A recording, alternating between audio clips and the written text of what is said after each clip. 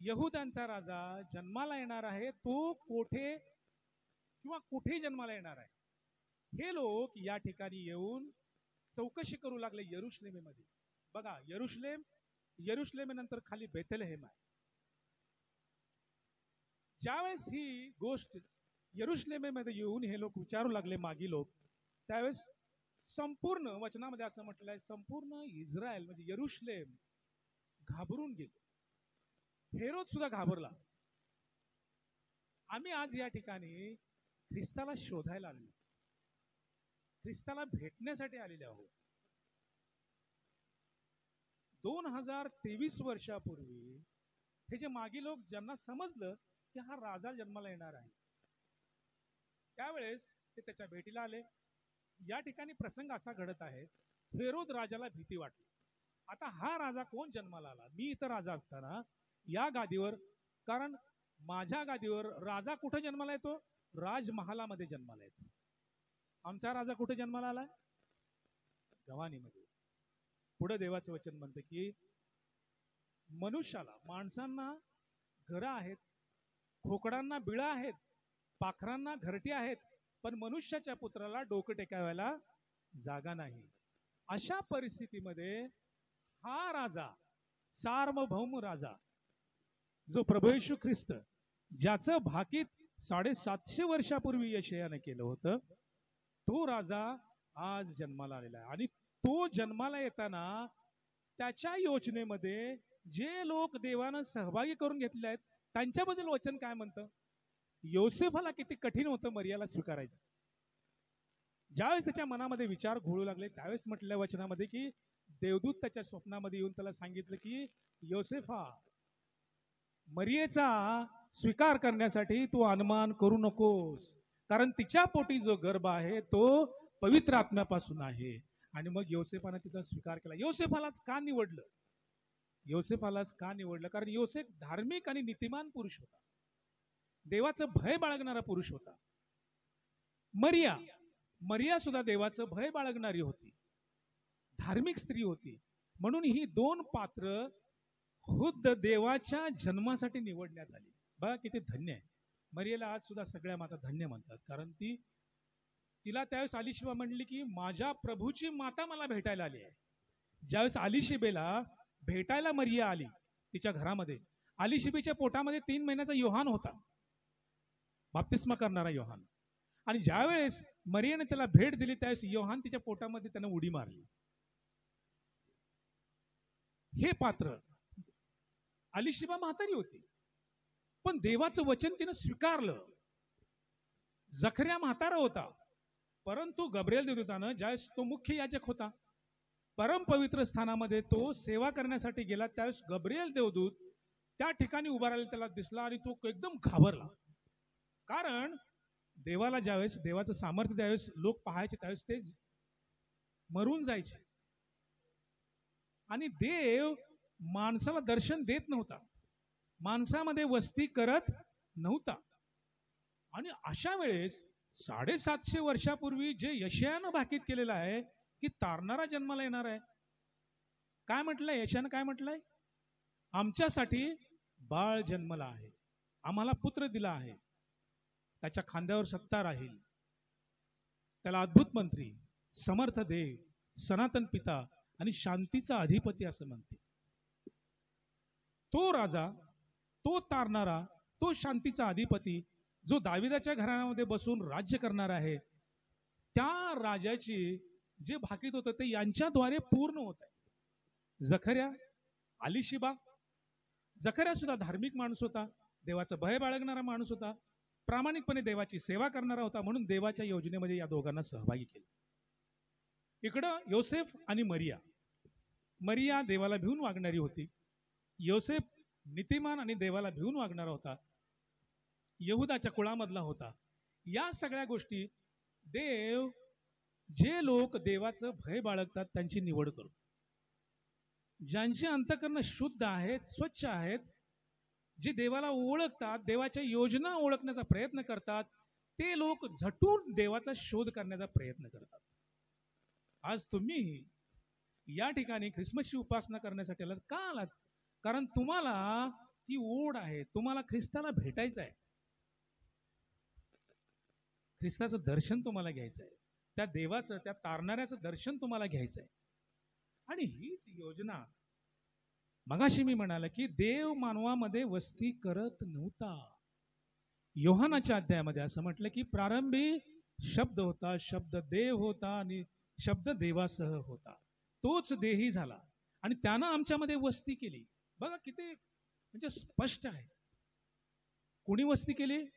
खुद्द देवानं आमच्यामध्ये वस्ती केली. जो देव मंदिरामध्ये आता आपण उपासना करत होतो, आपल्यामध्ये देव आहे, तो आमच्यामध्ये वस्ती करणारा देव आहे, आत्म्यानं वस्ती करणारा देव आहे. 750 वर्षापूर्वी येशू ख्रिस्त येण्या अगोदर आम्ही अशी उपासना देवाची करू शकत नव्हतो. आमची जागा ठरलेली होती. परमपवित्र स्थान, ज्यामध्ये फक्त एकटा मुख्य याजक जायचा, तो आत जाऊन अर्पणासाठी प्रार्थना करायचा.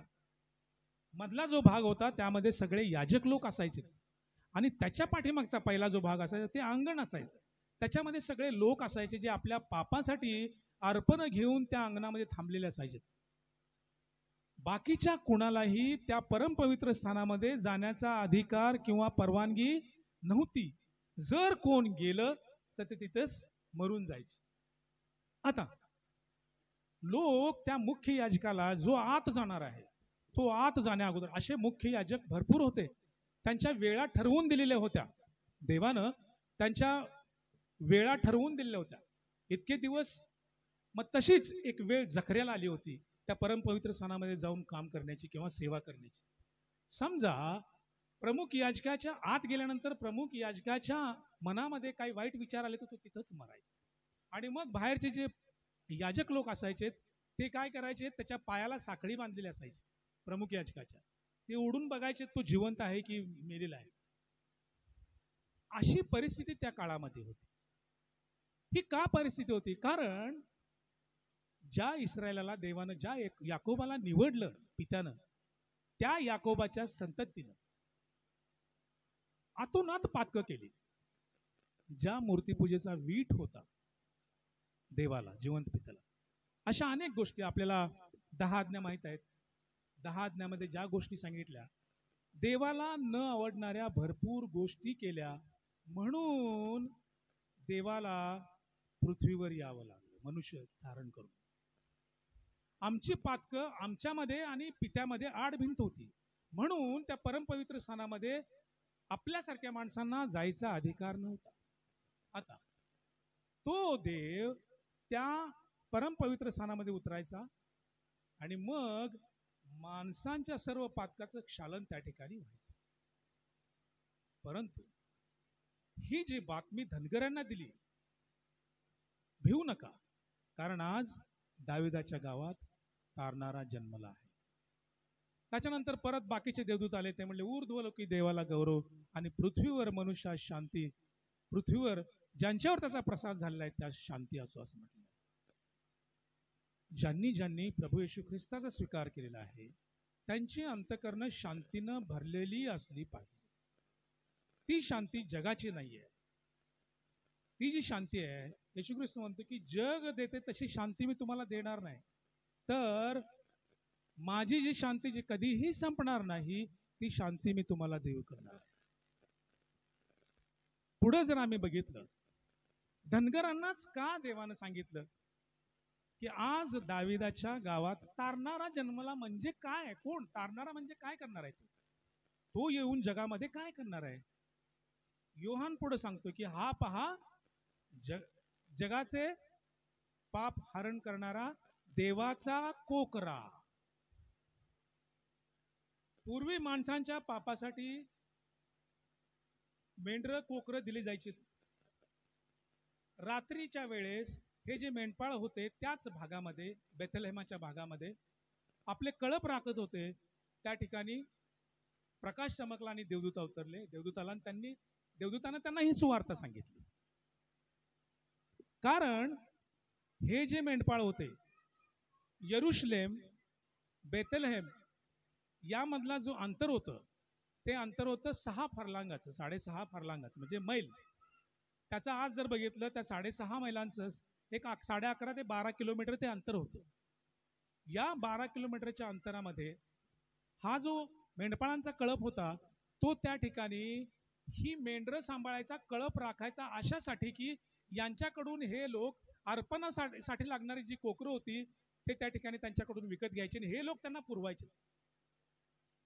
देवाने सांगितलं आता तुमच्या मेंढरांची गरज नाही.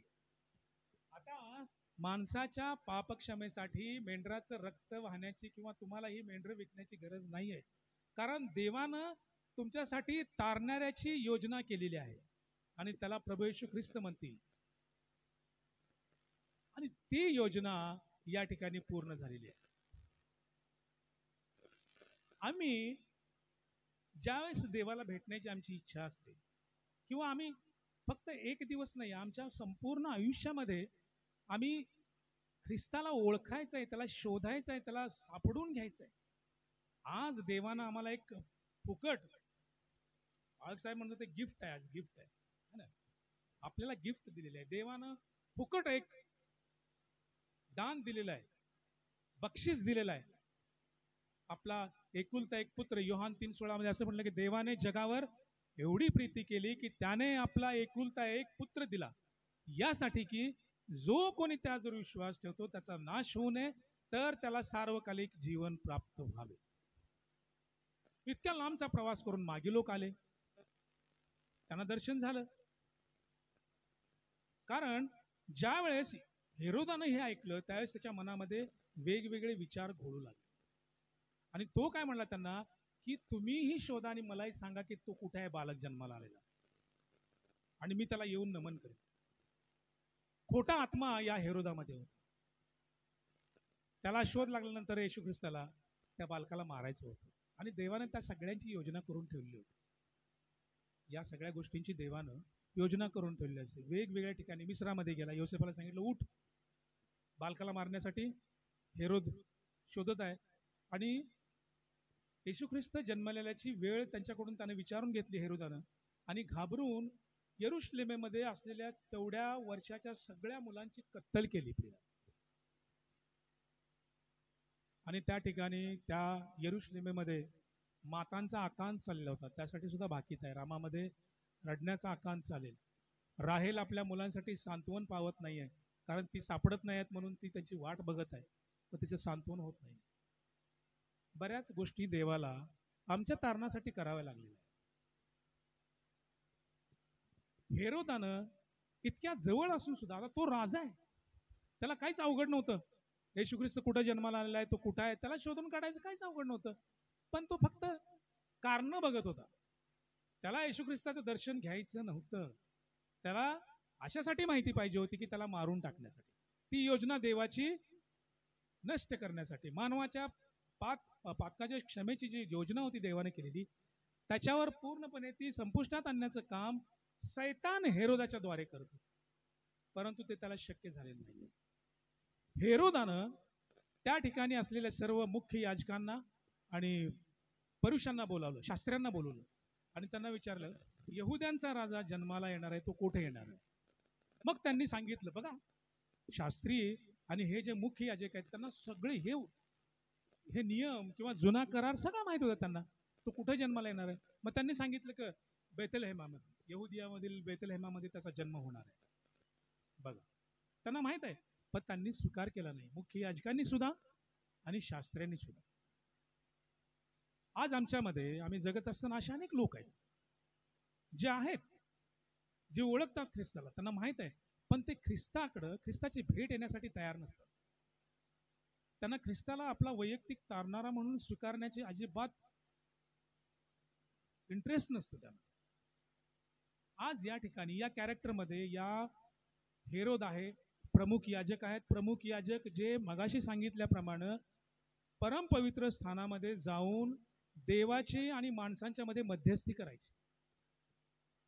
अशा लोकांना सुद्धा समजलं किंवा समजून सुद्धा त्यांची अंतकरणं कठीण झाली, कारण त्यांना सत्ता पाहिजे होती, त्यांना आपल्यापेक्षा मोठं कोण नको पाहिजे होतं.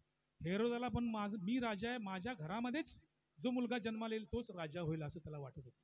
परंतु 750 वर्षापूर्वीच नव्हे, प्रारंभापासून जे भाकीत केलं होतं, तारणारा जन्माला येणार आहे.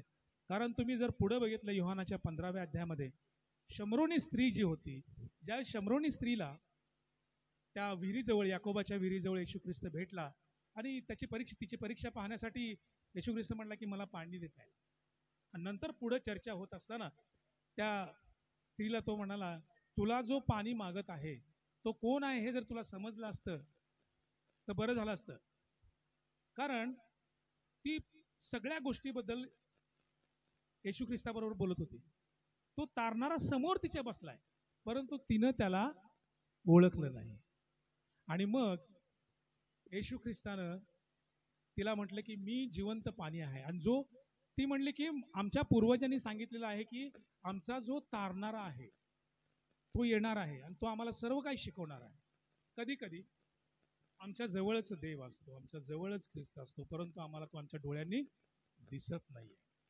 शमरोनी स्त्रीचं तसं झालं. ज्यावेळेस मग तिला समजलं की हाच तारणारा आहे, त्यावेळेस त्या तारणाऱ्याची सुवार्ता तिने सांगितली.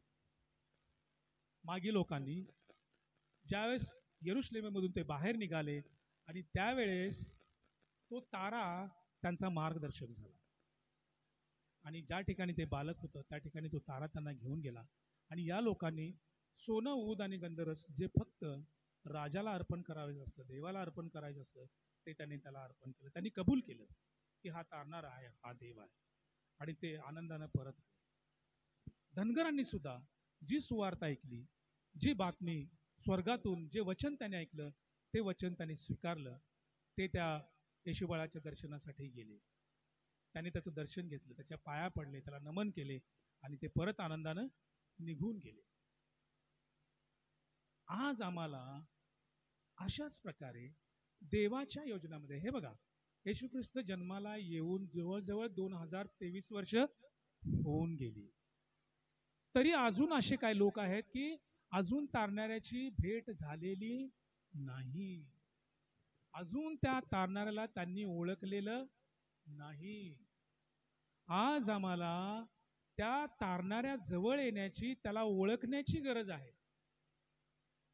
आम्ही आमच्या जगाच्या गोष्टीमध्ये, धामधुमीमध्ये, ख्रिसमसचा दिवस आहे, नवीन कपडे, घरामध्ये गोडधोड करणं, आनंद साजरा करणं चांगल्या गोष्टी आहेत. ख्रिस्ताच्या जन्मासाठी आम्ही आनंद साजरा केला पाहिजे, कारण तो आमचा तारणारा आम्हाला भेट घेण्यासाठी आला. आमच्यामध्ये ज्यानं वस्ती केली, ज्यानं स्वर्गासारखं सुख, तुम्हाला माहित आहे स्वर्गाचं वर्णन प्रगटीकरणामध्ये दानिएलाच्या अध्यायामध्ये केलेलं आहे. ज्याला माणिक आणि हिरे आहेत त्यांच्या पायाने बांधलेला तो स्वर्ग आहे. ज्या ठिकाणी रस्ते सोन्याचे पारदर्शी आहेत आरशाप्रमाणे, त्याचे सर्व जे वेश्या आहेत त्या सुद्धा रत्नाच्या आहेत.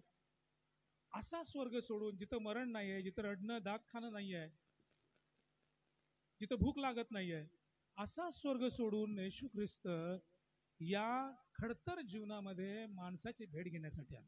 आणि वचनामध्ये काय म्हणलंय की जे त्याचे लोक होते त्यांच्यामध्ये तो आला, परंतु त्यांनी त्याला ओळखलं नाही, त्याला स्वीकारलं नाही. आणि ज्या वेळेस या लोकांनी त्याचा स्वीकार केला नाही, त्यावेळेस पुढे आपण वचनामध्ये बघतो, परराष्ट्रीयांच्यासाठी देवानं तारण मोकळं केलं. पावलानं परराष्ट्रीयासाठी, जे ख्रिस्ती नव्हते, ज्यांना ख्रिस्त माहीत नव्हता, ज्यांना तारणारा माहीत नव्हता, अशांच्यासाठीही तारण मोकळं केलं. कोणतं वचन आहे? जितक्यांनी त्याचा स्वीकार केला तितक्यांना, म्हणजे त्याच्या नावावर विश्वास ठेवणाऱ्यांना त्याने देवाची मुले होण्याचा अधिकार दिला. कुठल्याही गोत्रामध्ये, कुठल्याही जातीमध्ये, कुठल्याही श्रीमंत असो, गरीब असो, काय वाटेल ते, शिकलेला असो, न शिकलेला असो, देवासमोर लहान मोठा, उच्च नीच, श्रीमंत गरीब, जे त्याला ओळखतात, जे त्याच्या वचनाप्रमाणे चालतात, जे त्याच्या योजनेमध्ये सहभागी होतात, जे त्याच्या स्वर्गीय राज्याचे सुवार्ता पुढे घेऊन जातात, जे अखिल पृथ्वीच्या सृष्टीपर्यंत देवाचं वचन सांगतात, ती त्याची लेकरं आहेत.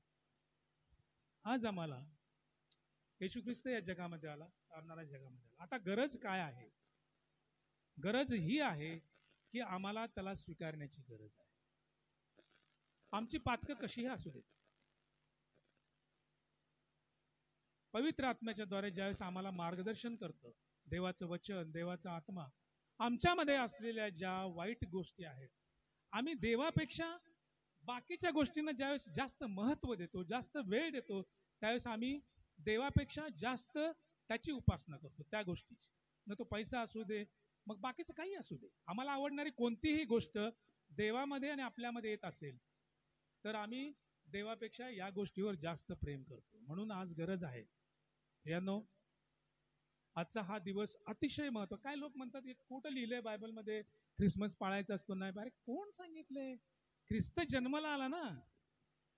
वाढदिवस आम्ही किती मोठमोठे साजरे करतो आमच्या लेकरांचे. कशासाठी साजरे करतो? आठवण राहावी. आणि देवानं वर्षभर त्या लोकांना सांभाळलं, मुलांना सांभाळलं, देवाचे उपकार स्तुती करतो आम्ही. आणि ख्रिस्ताचा जन्म म्हणजे अद्भुत.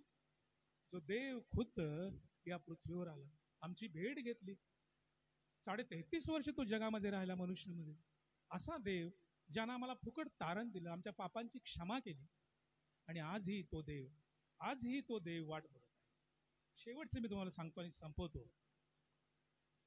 ज्यांची येशू ख्रिस्तावर भेट झालेली आहे, ज्यांनी येशू ख्रिस्ताला ओळखलेलं आहे, ज्यांनी येशू ख्रिस्ताला आपला वैयक्तिक तारणारा म्हणून स्वीकारलेला आहे, तर त्याला शोभेल असं आचरण आमच्या जीवनामध्ये असू द्या, जेणेकरून देवाचं वचन म्हणतं की इतरांसमोर तुमचं वागणं असं असू द्या, तुमची कृत्य असे असू द्यात की ती पाहून इतरांनी, जगातील लोकांनी स्वर्गीय पित्याचं गौरव करावं. आम्ही जर शिव्या देत असतो भांडणामध्ये, तर आम्ही शिव्या दिल्या नाहीत पाहिजे. आम्ही एखाद्या बरोबर उगाच जलस होत असलो, राग येत असेल, मत्सर असेल, हे सगळं सोडून देणं गरजेचं आहे. आणि आत्म्याची जी 9 फळं आहे आमच्यामध्ये, याची वाढ झाली पाहिजे. प्रीती, आनंद, शांती, सहनशीलता, ममता, चांगुलपणा, संयमता आणि सौम्य. ही आत्म्याची फळं आमच्या जीवनामध्ये, आमच्या शरीरामध्ये वाढीस लागली पाहिजे. आमच्यामध्ये जी गोष्ट वाईट आहे, पवित्र आत्मा आम्हाला दाखवतो की ही तुझ्यामध्ये जी गोष्ट आहे, देवामध्ये आणि तुझ्यामध्ये आड आहे, ती काढून टाक. ती काढण्यासाठी आम्ही प्रयत्न केला पाहिजे, तर देवाजवळ आम्ही राहू. आणि देव आमच्या जवळ. आजही देव कुणाच्याही जवळ राहत नाही. देवाचं वचन काय म्हणतं? तुमचे अंतःकरण देवाचं मंदिर आहे. म्हणून ती अंतःकरण शुद्ध असणं गरजेचं आहे. त्या अंतःकरणामध्ये घाणेरड्या गोष्टी वास केल्या, येशू ख्रिस्ताचा आत्मा त्यामध्ये वास करणार नाही. म्हणून जर देवाची वस्ती आमच्या बरोबर असणं तुम्हाला वाटत असेल, तर देवाच्या वचनामध्ये आम्ही जागृत राहिलं पाहिजे, देवाचं वचन वाचलं पाहिजे, देवाच्या समक्षतेमध्ये राहिलं पाहिजे. आणि मग त्याच्या योजनेमध्ये सहभागी होण्यासाठी देव आम्हाला निवडून घेतो. जर आम्ही आमचं जीवन जगत असलो, जर आम्ही आमच्याच अडचणीमध्ये राहत असलो, जर आम्ही देवाला बाजूला ठेवून आमच्या दररोजच्या जीवनामध्ये, दैनंदिन जीवनामध्ये काम, पैसा, सकाळी उठणं, जेवणं, नाश्ता करणं, दुपारचं जेवणं, कपडे घालणं, मुलाबाळांचा सांभाळ करणं, सगळ्या गोष्टी जगामध्ये इतक्या गुंतवणाऱ्या गोष्टी आहेत, पण या सगळ्यामधून आपल्याला ख्रिस्ताजवळ यायचं, ख्रिस्ताला ओळखायचं आहे. या गर्दीतून आपल्याला बाहेर निघायचं आहे, एक वेळ काढायचा आणि ख्रिस्ताची भेट आपल्याला घ्यायची आहे. खरोखर आज जर आपली ख्रिस्ताबरोबर भेट झाली असेल, तर आम्हाला त्याच्यामध्ये जगायचं आहे, त्याच्यामध्ये वाढायचं आहे, त्याच्यामध्ये राहायचं आहे. हेरोदानं त्याला ओळखलं, हेरोदाला माहीत झालं, परंतु हेरोदाला त्याला स्वीकारायचं नव्हतं. हेरोदानं त्याला पाहिलं नाही. पण ज्यांनी ज्यांनी त्याला ओळखण्याची किंवा त्याला स्वीकारण्याची इच्छा धरली, त्या सर्वांना येशू ख्रिस्त भेटला त्याच्या जन्मानंतर. आणि 33.5 वर्षामध्ये ज्यांनी ज्यांनी त्याचा स्वीकार केला, त्या सर्वांना त्यानं भेट दिली, त्या सर्वांना त्यानं तारण दिलं, जे फुकटचं तारण. आजही जर आमच्यातील अजूनही कोण चुकलेला असेल, प्रॉडिगल सन माहिती तुम्हाला, हरवलेलं नाणं, हरवलेला मेंढरू आणि हरवलेला मुलगा. एका पित्याला 2 मुलं असतात. एवढंच सांगतो आणि शेवट करतो. एक मुलगा असतो, तो पित्याला म्हणतो की बाबा, माझ्या वाट्याचं जे काय आहे ते मला द्या, माझं मी निघून जातो. आणि तो बाप त्याचा देतो, तो घेतो आणि जातो दूर देशामध्ये, आणि सगळी संपत्ती तो विलासामध्ये, चैनीमध्ये संपवून टाकतो. आणि त्यानंतर मग त्याच्यावर वाईट परिस्थिती येते, कुठेतरी काम करावं, चार पैसे मिळावेत, आपल्याला खायला मिळावं, मग तो कुठेतरी काम करायला लागतो. वचनामध्ये माहिती आहे तुम्हाला काय सांगितलं की जे डुकरं असतात ते पाळण्यासाठी तो थांबतो. त्याचे फोलपाट जे पडलेले असतात, काही शेंगदाणे पडलेले असतात, ते खात होता तो. आणि मग त्यावेळेस असं म्हटलंय की तो भानावर आला. अशा परिस्थितीमध्ये बघा, भानावर येणं सुद्धा खूप गरजेचं आहे. ज्यावेळेस आम्ही चुकीच्या रस्त्यावर असतो, एक ठिकाण असतं की तिथपर्यंत येऊन देवाचा आत्मा आम्हाला सारखा टोचणी लावत असतो. आमच्या अंतःकरणात टोचणी लावत असतो, हे चुकीचं केलं, हे चुकीचं आहे, हे करू नकोस, हे करू नकोस, हे करू नकोस. आणि आम्हाला ते आतून जाणवत असते, पण आम्ही त्याच्याकडे दुर्लक्ष करून आम्ही आमच्याच नादामध्ये असतो, आमच्याच कामामध्ये असतो. आणि तो भानावर आला तो मुलगा आणि म्हटलं आता नाही, माझ्या बापाच्या घरामध्ये रेलचेल आहे. देवाचं वचन म्हणते की प्रथम त्याचे राज्य व त्याची धार्मिकता मिळवण्याचा प्रयत्न करा, म्हणजे या सर्व गोष्टी तुम्हाला मिळतील. तो म्हणतो माझ्या पित्याच्या घरात रेलचेल आहे खाण्याची, आणि मी आज या ठिकाणी कुठल्या परिस्थितीमध्ये पडलो का? कारण बापाची आज्ञा मांडली नाही. बाप पिता हा पित्याच्या समान आहे, हे एक दाखला सांगितलेला आहे. तो पिता, स्वर्गीय पिता, आजही त्या हरवलेल्या मुलाची वाट पाहत आहे. शेवटचा काळ आहे. जे अजूनही ख्रिस्ताजवळ नाहीत, जे अजूनही ख्रिस्ताला सोडून बाहेर भळकत आहेत, जी मेंढरं, जी मुलं, त्यांना आज हा शेवटचा संदेश आहे ख्रिसमसच्या दिवशी. जसा हा भानावर आला, तसा एक वेळ भानावर या आणि म्हणा की नाही बाबा, मी तुमच्या विरुद्ध आणि स्वर्गाविरुद्ध पातक केलाय. मी तुमचा मुलगा म्हणण्याच्या पात्रतेचा नाही, मला तुमचा नोकर म्हणून स्वीकारा. आमची जी कृत्य आहेत, कारण आमच्या ह्या चुकीच्या कृत्यामुळेच आम्ही देवापासून लांब जातो. आमच्यामध्ये देवाचा आत्मा वास करत नाही, आमच्यामध्ये ती आत्म्याची 9 फळं वास करत नाहीत. कारण आम्ही आमच्या हट्टामध्ये, आमच्या इच्छेमध्ये, आम्हाला ज्या गोष्टी आवडतात त्या मिळवण्याच्या पाठीमागे आम्ही लागलेलो असतो, ख्रिस्ताला शोधण्याच्या पाठीमागे आम्ही लागत नाही. आणि म्हणून आज ही एक वेळ आहे की बापाला म्हणा, पित्याला म्हणा की पित्या, मी तुझ्या विरुद्ध आणि स्वर्गाविरुद्ध पातक केलेला आहे. जे आज ख्रिस्तामध्ये आहेत त्यासाठी मी देवाला धन्यवाद देतो. परंतु जे आज बहकलेले आहेत, त्यांना आज हाच संदेश आहे की पिता आजही त्याची वाट पाहत आहे. प्रगट 3:20 मध्ये म्हटलं आहे की मी दाराशी उभा आहे आणि दार ठोकीत आहे. जो कोणी माझी वाणी ऐकून आत येईल, त्याच्या आत मी जाईन आणि त्याच्याबरोबर जेवण करेन. तो आमच्यामध्ये वस्ती करणारा देव, आम्ही त्याला स्वीकारलं पाहिजे. आमच्या दाराची कडी, आमच्या अंतःकरणाची कडी आतून बंद आहे, ती आम्ही उघडणं गरजेचं आहे. देव बाप कुणालाही जबरदस्ती करत नाही. प्रॉडिगल सन, हरवलेला मुलगा आला, बाप त्याची वाट पाहत होता, आणि तुम्हाला माहित आहे पुढचं, त्यानं त्याच्या गळ्यात पडला आणि त्याला एक अंगठी आणि एक झगा त्याला घातला. तारणाची वस्त्र देवबाप आपला प्रगटीकरणामध्ये म्हटलं आहे. जे तारण पावलेले लोक आहेत त्यांना तारणाची वस्त्र, जी पवित्र वस्त्र आहेत, ती देव खुद्द त्यांना घालणार आहे. तो झगा आम्हाला तो घालणार आहे. आज या ख्रिस्त जन्माच्या उपासनेनिमित्त माझं तुम्हाला हेच सांगणं आहे, देवाचं तुम्हाला हेच सांगणं आहे की तुम्ही ख्रिस्तामध्ये असाल, ख्रिस्ताची तुमची भेट झाली असेल, अतिशय आनंदाची गोष्ट आहे, मोठी आनंदाची बातमी आहे. काय म्हटलं आहे?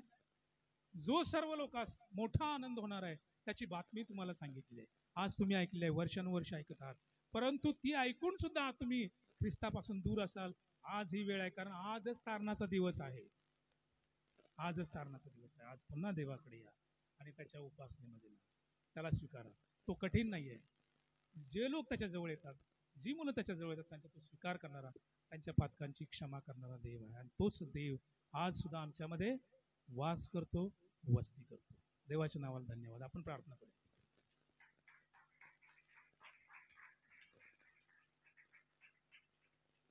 पवित्र प्रभू, तुझ्या नावाला मान, महिमा आणि गौरव सदा सर्व काळ असो. होय प्रभू, खरोखर तू आमच्या अंतःकरणामध्ये वास करणारा देव आहेस. प्रभू, तू या जगामध्ये येऊन जवळजवळ 2023 वर्ष होऊन गेली. 2024 मध्ये आम्ही प्रवेश करत आहोत. गेली वर्षभर तू आम्हाला सर्वांना सांभाळस, तुझे आभार मानतो. आमच्यामध्ये वस्ती केलीस, आभार मानतो.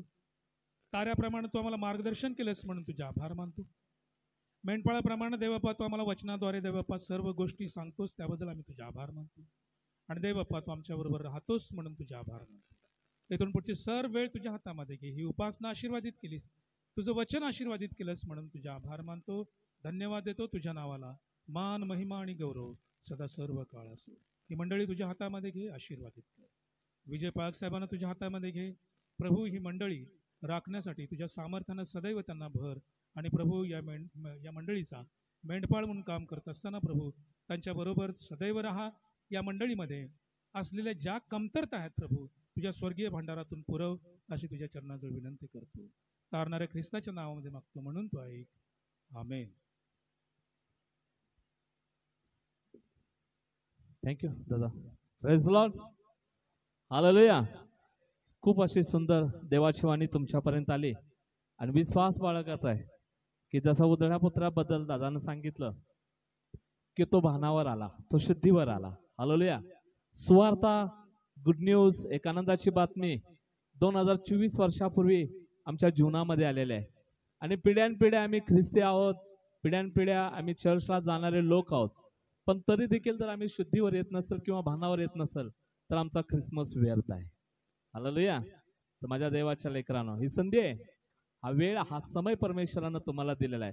तर या संधीमध्ये वेळेचा सदुपयोग करा, प्रभूचा स्वीकार करा, प्रभूच्या अधीनतेमध्ये राहा आणि त्याच्या आज्ञा, त्याचे नियम पाळा. देव तुमच्या सोबत आहे. हीच खरी आनंदाची बातमी आहे. हालेलुया. हालेलुया. यावेळी लहान लेकरं डान्स करणार आहेत. एक डान्स होईल, त्याच्यानंतर दानार पण होईल. माझी बहीण आहे, ते एक गीत गाईल आणि नंतर शेवटचा आशीर्वाद घेऊन आपण खाली जेवणासाठी जाऊ.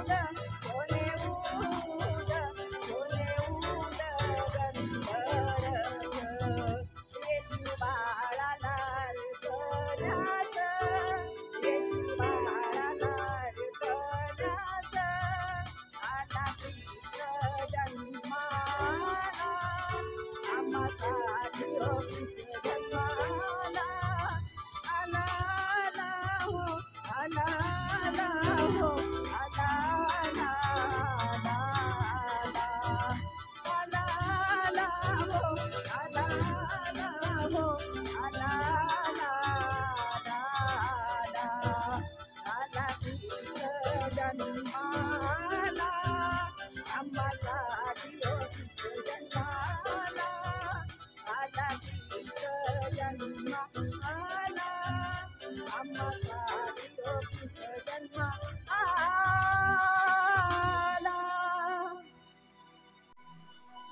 जोरात टाळ्या वाजवा ताईसाठी. ख्रिस्त जन्म आला.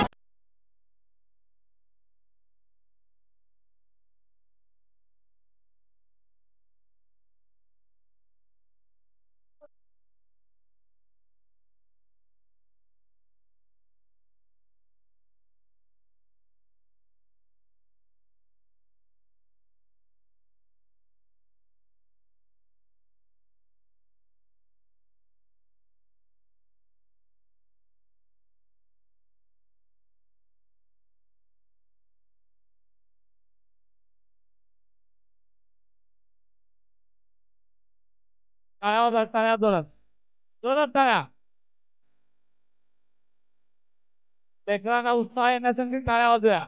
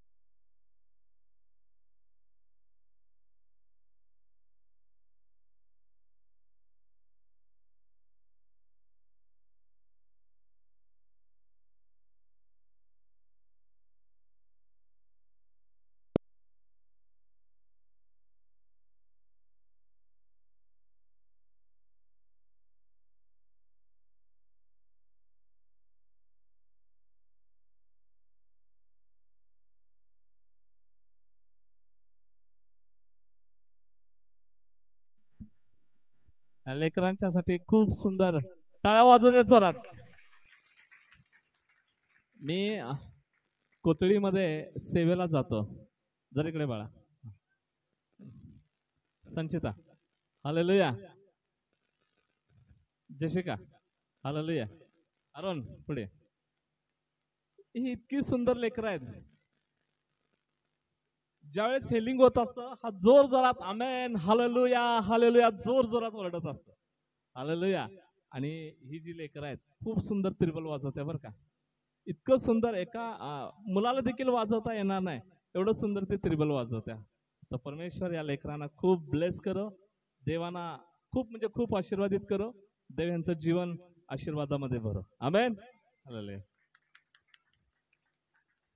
बनकरी मिनिस्ट्री भाग 2 लवकर.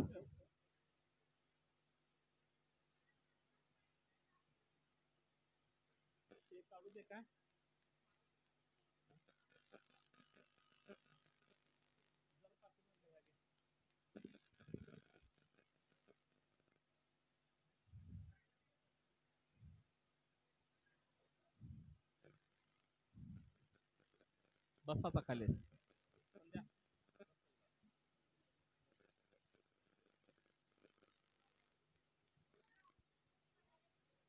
सियोन दादा बस.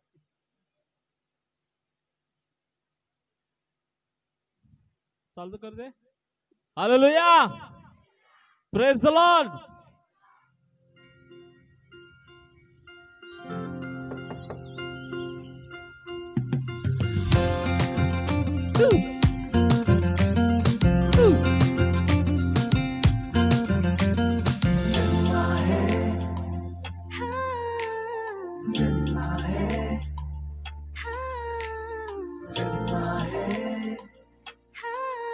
जोर से ताली बजाते.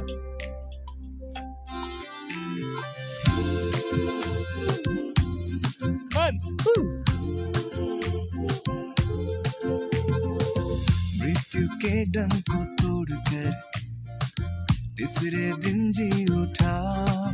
ताली बजाते. शैतान की योजनाओं को अंत कर ही दिया. मृत्यु के डंक को तोड़कर तीसरे दिन जी उठा. शैतान की योजनाओं को अंत कर ही दिया. जग से ऐसा प्रेम किया, अपने आप को दे दिया. जग से ऐसा प्रेम किया, अपने आप को दे दिया. हमें बचाने पापों से छुड़ाने, हमें बचाने पापों से छुड़ाने, मार्ग सत्य जीवन बना. जन्मा है यीशु मसीह, मिली है हमें हर खुशी. जन्मा है यीशु मसीह, मिली है हमें हर खुशी.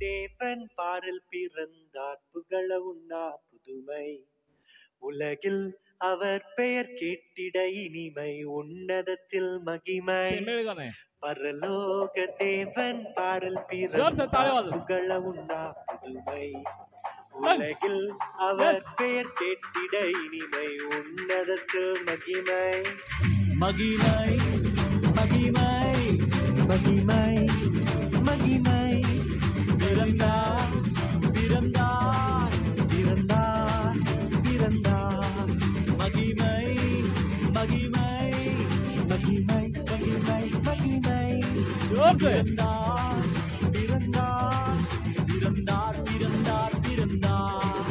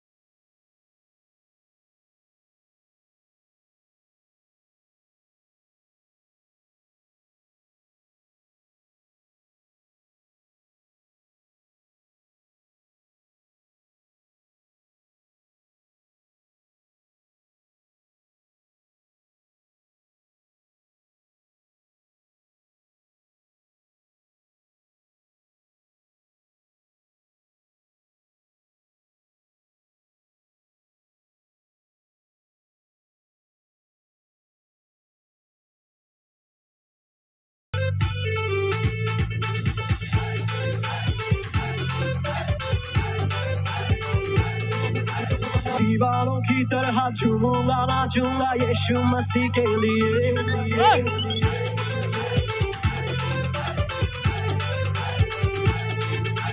दीवारों की तरह झूमूंगा नाचूंगा यीशु मसीह के लिए दीवारों की तरह झूमूंगा नाचूंगा यीशु मसीह के लिए मुझे धुन लगी है मेरे राजा जी की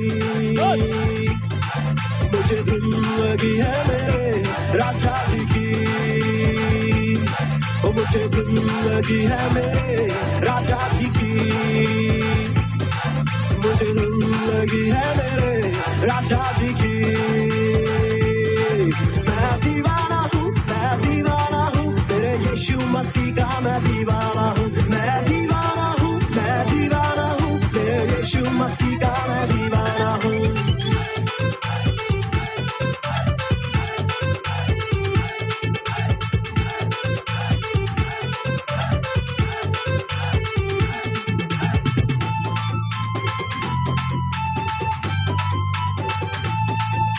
सांसों में जब तक सांस हो होठों पे बस यीशु नाम हो गुणगान गाता रहूंगा मैं उसके चाहे ये दुनिया खिलाफ हो सांसों में जब तक सांस हो होठों पे बस यीशु नाम हो गुणगान गाता रहूंगा मैं उसके चाहे ये दुनिया खिलाफ हो जो भी हूँ मैं तो यीशु मसीह का उसके लिए ही मैं गाऊंगा अरे जो भी हूँ मैं तो यीशु मसीह का उसके लिए ही मैं गाऊंगा मुझे धुन लगी है मेरे राजा जी की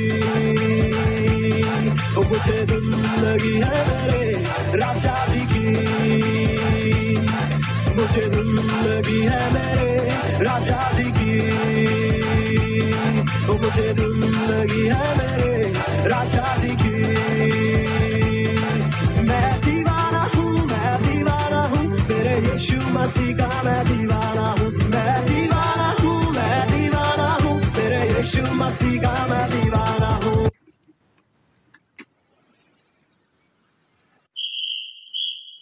ए आ जाओ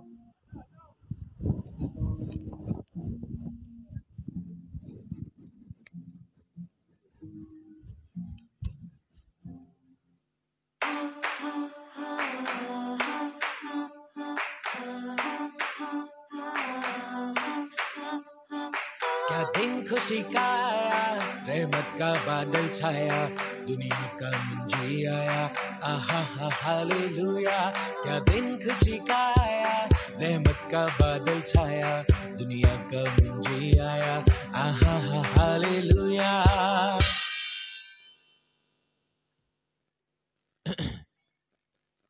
एक दूत मरियम पास आया, बोला जनेगी बेटा, ना उसका यीशु रखना, आहा हा हालेलुया। एक दूत मरियम पास आया, बोला जनेगी बेटा, ना उसका यीशु रखना, आहा हा हालेलुया।